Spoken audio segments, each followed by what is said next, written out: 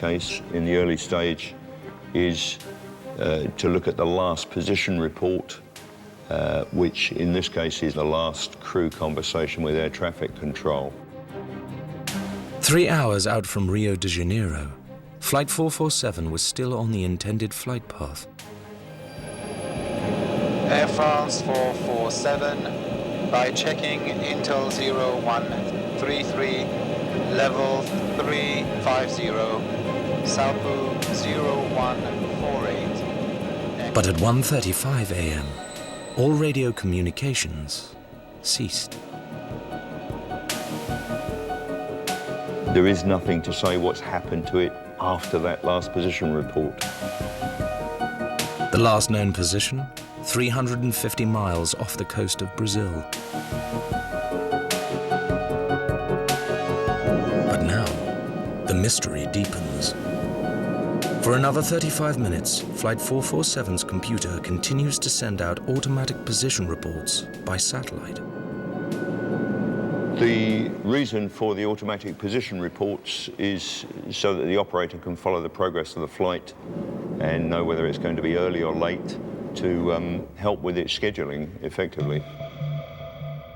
Cable uses the automatic reports to track the flight's further progress.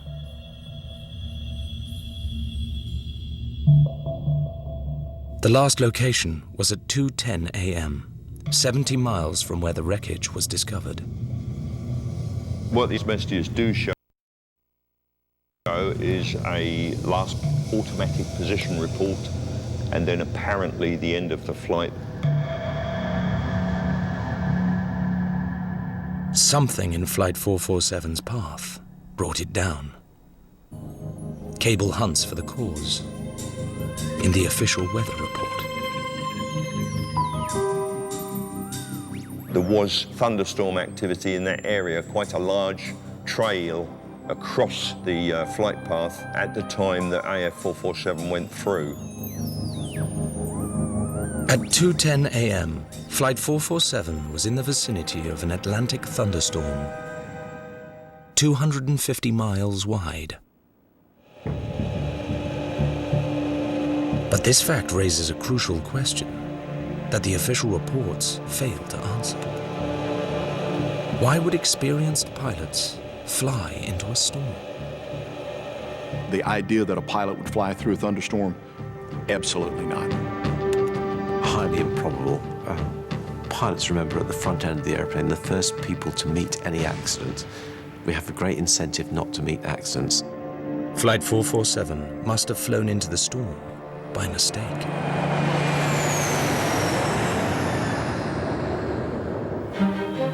To find out why this happened, the investigation turns to John Williams, a specialist in aviation meteorology at the National Center for Atmospheric Research in Boulder, Colorado. Williams has satellite images taken every half hour to analyze how the storm developed as Flight 447 approached. I'll step through by 30-minute intervals, and you'll see these storm systems starting to grow. This storm system is hundreds of miles across and maybe 60 miles wide. Wow, look at the size of that growth right there. In daylight, the thunderclouds would have spanned the horizon, towering from the ocean to 50,000 feet.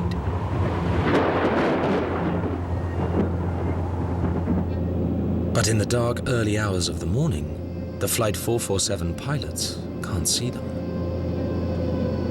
Instead, they must rely on their onboard weather radar. Radar waves reflect from water droplets in the clouds, allowing pilots to pick their way around any dangerous storms.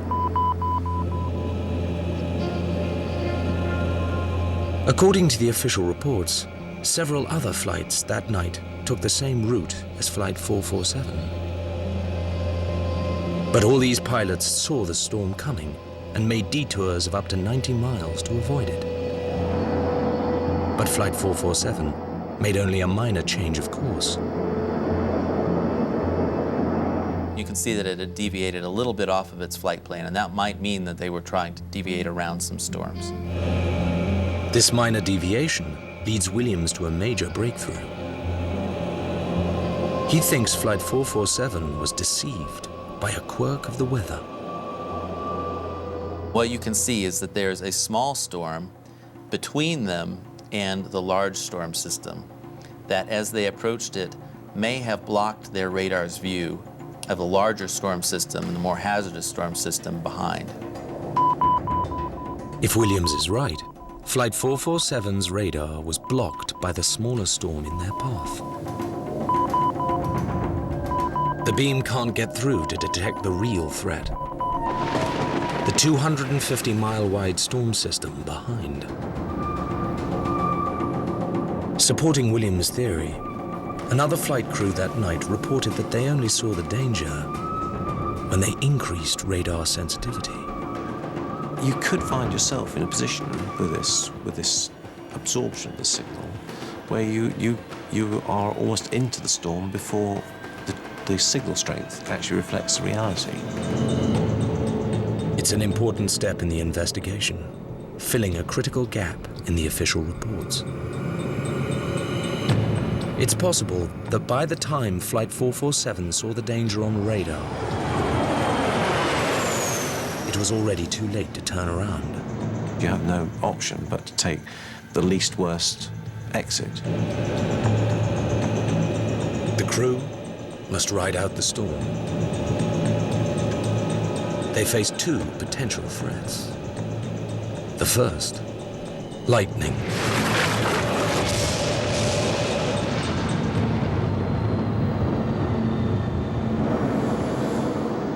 Aircraft are struck once a year on average. But modern airliners are protected against even the most severe lightning.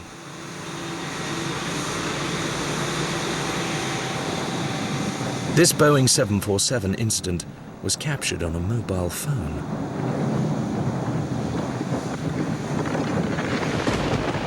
Spectacular, but the lightning passes harmlessly through the outer skin. The 747 landed safely, with no significant damage. No modern airliner has been lost to lightning since 1963. The thought that lightning could be a serious effect in the accident of Air France 447 is extraordinarily remote, and there's absolutely no evidence of it.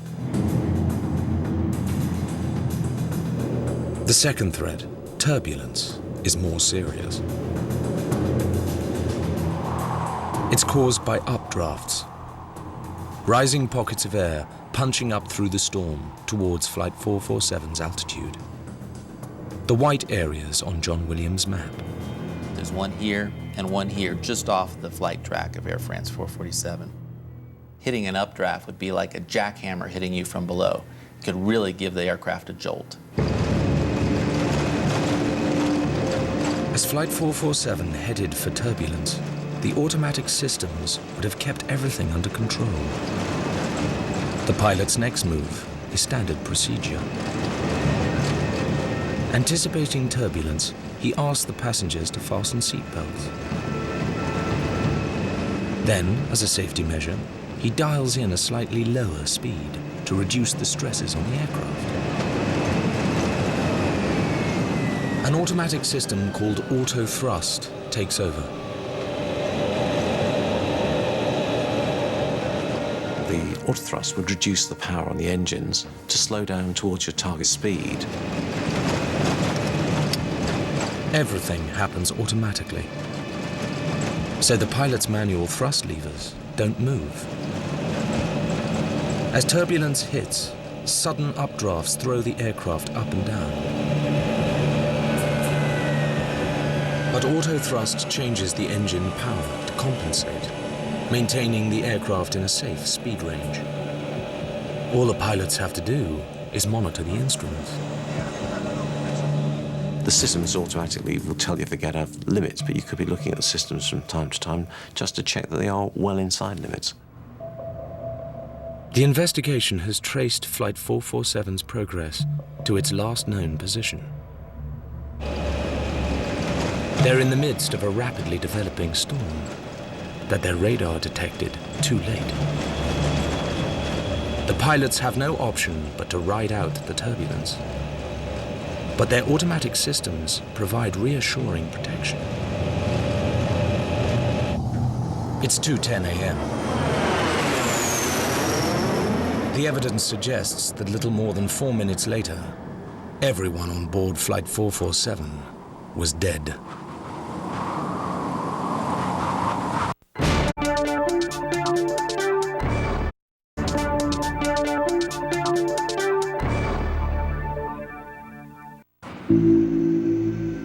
Automation gives the investigators a crucial window on what happened next.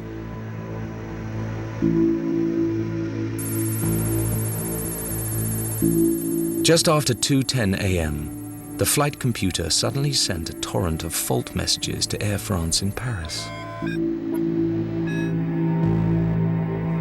These so-called ACARS messages now form the central focus of the investigation. It really is the last will and testament of the aircraft. Flight 447 suffered 24 critical faults in just 4 minutes and 16 seconds. You can just see an aircraft almost dying in front of you. The tantalizing cryptic messages are the only evidence that can cast light on Flight 447's final moments. As the last message from the aircraft, they may well tell a very great deal about what happened. Tony Cable decodes the data to reconstruct events on a second-by-second basis. The first ACARS message that appears is autopilot off, and that indicates that the autopilot has disengaged on its own.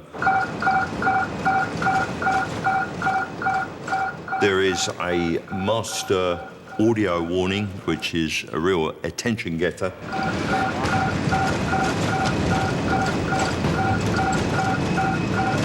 The pilot must retake manual control. But now another critical message. Auto thrust off. It means that the system that normally automatically controls engine thrust to maintain airspeed and altitude is no longer working. The alarms keep coming.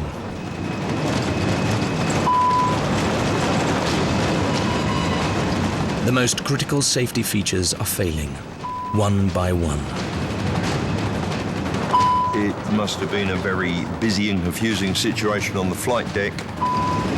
The automatic systems are shutting down.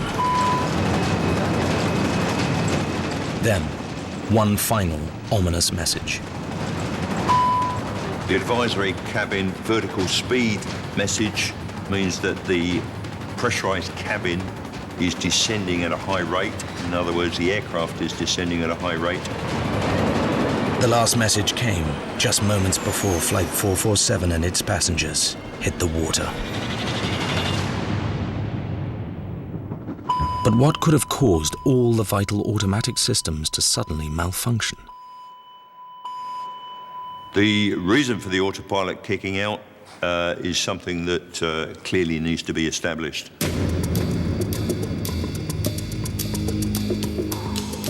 Tony Cable scans the ACARS messages in search of the root cause. And he thinks the multiplying faults can be traced to just